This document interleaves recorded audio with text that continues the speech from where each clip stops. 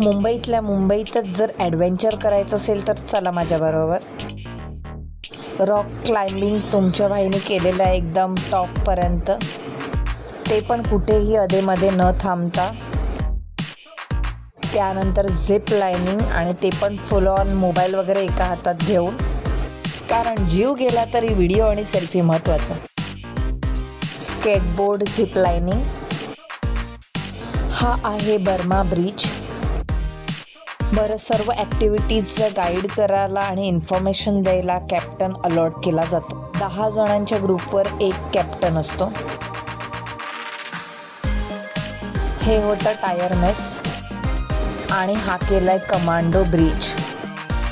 बरं, याच्यापेक्षा मोठा कमांडो ब्रिज पार केलेला आहे. ते कोणत्या स्पॉटवर आहे नेक्स्ट रीलमध्ये कळेल. तुमचा भाई आता एकदम फुल ऑन ॲडव्हेंचरस वगैरे झालेला आहे.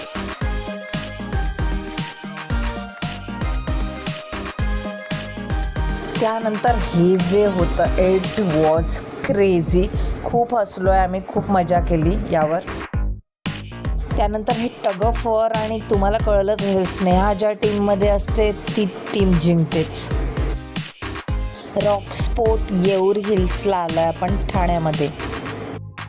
जेवणही सुंदर होतं. तुम्ही भेट देऊ शकता 8 वर्षांच्या मुलापासून ज्येष्ठ नागरिकांपर्यंत. Enjoy your life.